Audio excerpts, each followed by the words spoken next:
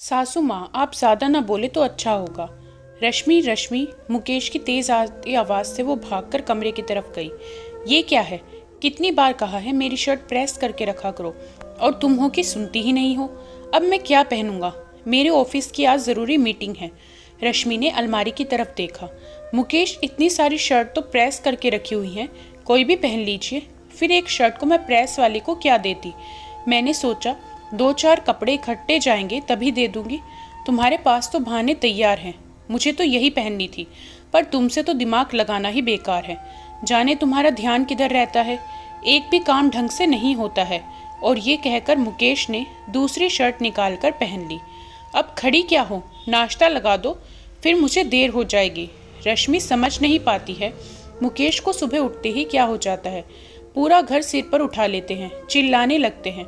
जब वो shirt press नहीं थी तो दूसरी तो पहन लेते। सबके सामने तमाशा बनाना क्या जरूरी था? तभी पूजा के मंदिर से आवाज आती है, रश्मि, पूजा का घी खत्म हो गया है। तुमने डिब्बे में घी नहीं भरा? आखिर कोई भी काम तुम ढंग से और समय पर नहीं कर सकती हो क्या? ये आवाज रश्मि की सास विमला जी की थी। वो बड़बड़ाती हुई आई और डिब्बे में घी भरकर ले गई। रश्मि फिर हैरान थी।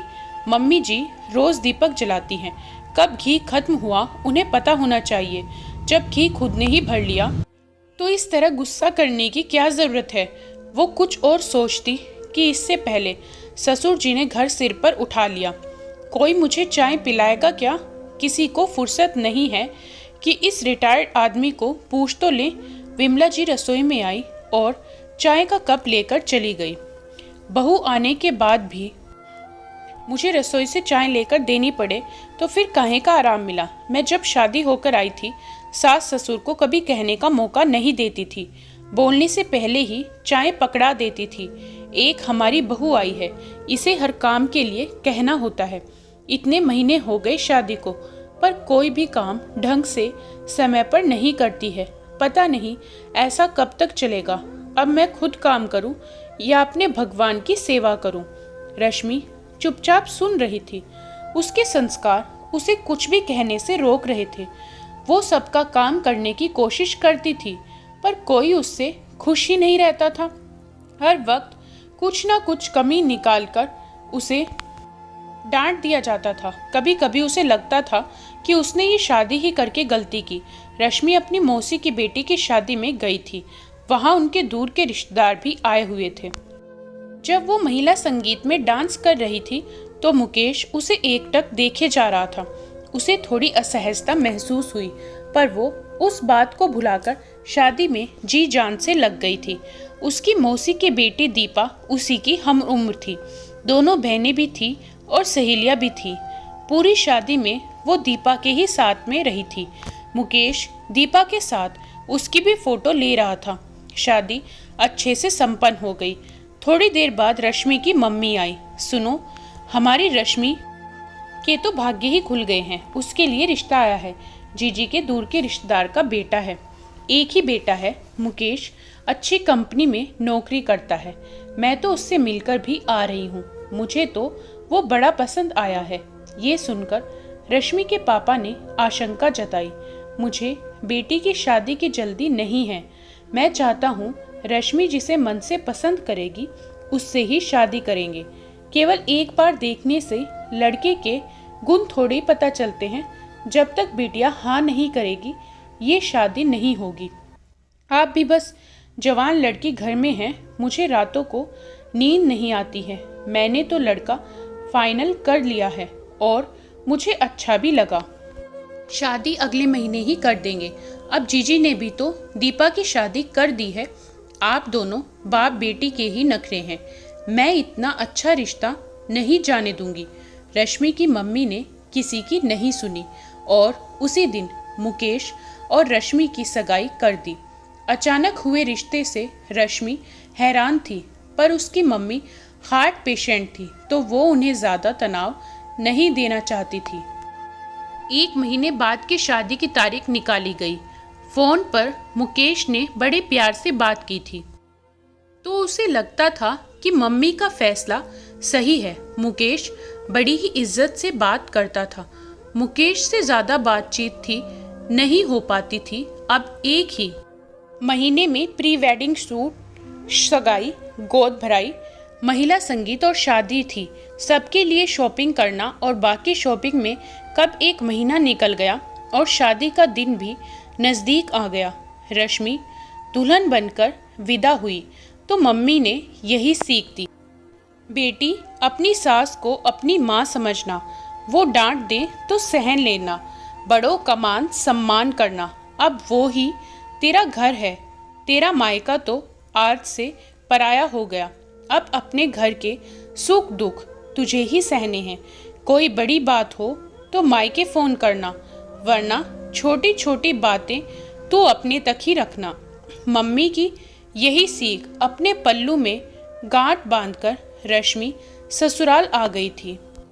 यहाँ आकर उसने सबको खुश रखने की कोशिश की, पर उसे तब बहुत बुरा लगता था जब हर कोई उस पर चिल्लाता था, बहू हूँ, घर की नौकरानी तो नहीं जो हर कोई उसे डांटे फटकारे। बस यही बात उसे सहन नहीं हो रही थी। मुकेश ऑफिस जा चुके थे, ससुर जी पार्क चले गए थे। तभी जोरदार आवाज से उसका ध्यान कमरे की तरफ गया। विमला जी चिल्ला रही थी, मम्मी जी आपको क्या हो गया है? उसने शालीनता से पूछा। हे भगवान, मैं ऐसी बहू का क्या करूं?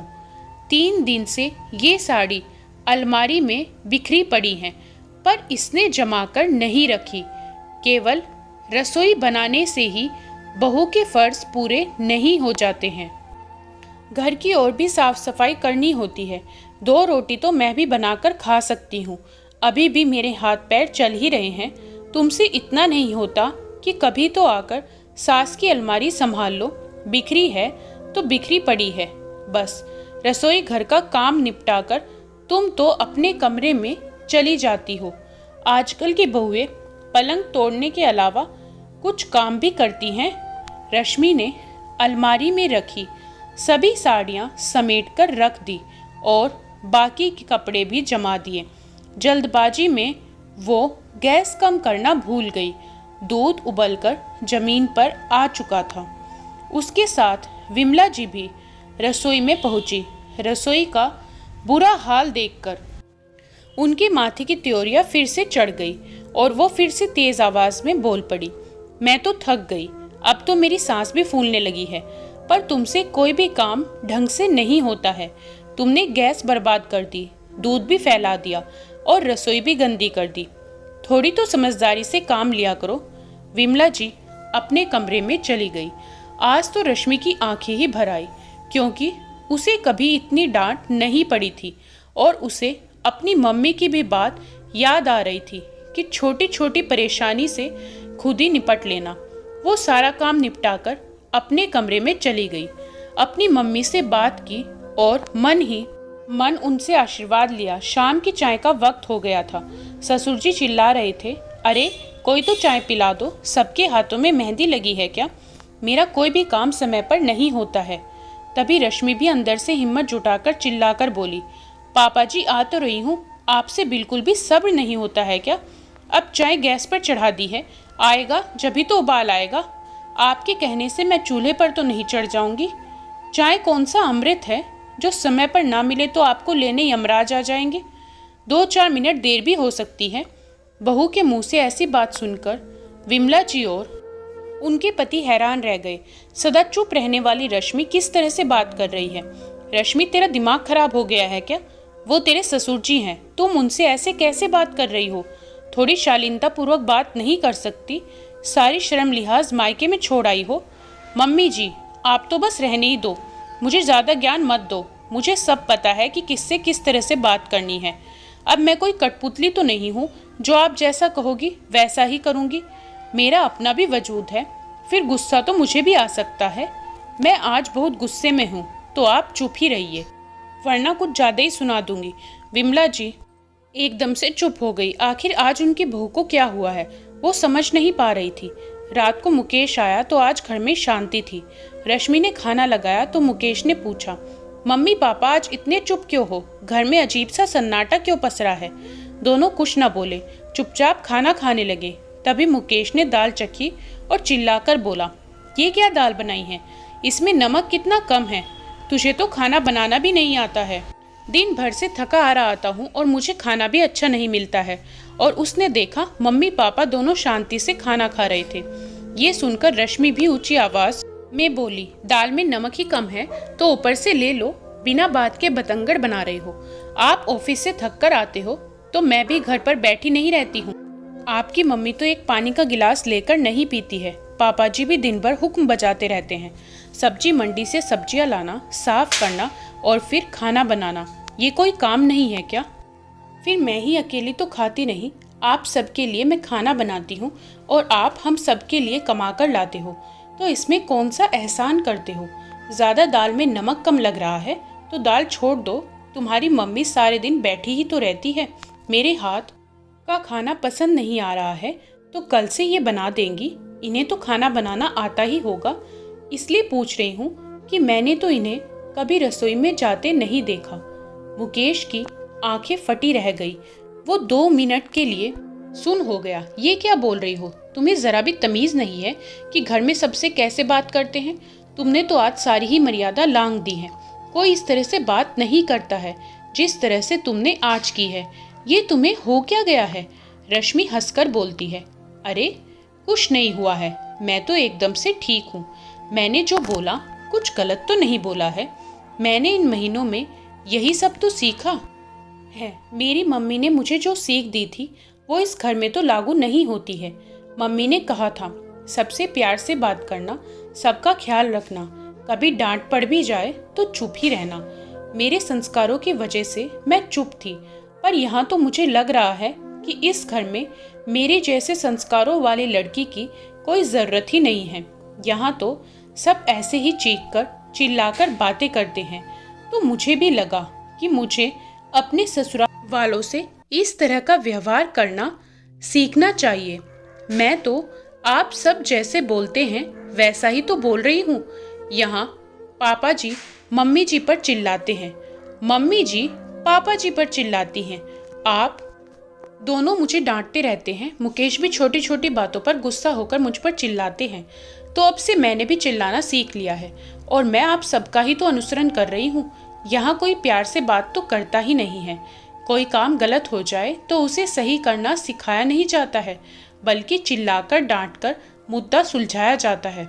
मैं तो संस्कारी थी, पर मुझे यहाँ पर रहने के लिए यहाँ के सभी तौर तरीके तो होंगे, तभी तो मैं यहाँ अच्छे से रह पाऊंगी। घर में सास ससुर गुस्सा हो जाते हैं, पति भी गुस्सा रहता है, तो मैंने सोचा मैं भी अपना व्यवहार बदल लूँ। अब ऐसे माहौल में मैं सीधी सी बनकर रहूं, रोज आप सबकी डांट सुनूं तो मुझे अच्छा नहीं लगता। मेरा भी आत्मसम्मान है, मैं घर की बहू हूँ, सदस्य हूँ। आजकल तो नौकरों के साथ भी ऐसा व्यवहार नहीं किया जाता है। फिर मैं तो इस घर की लक्ष्मी हूँ।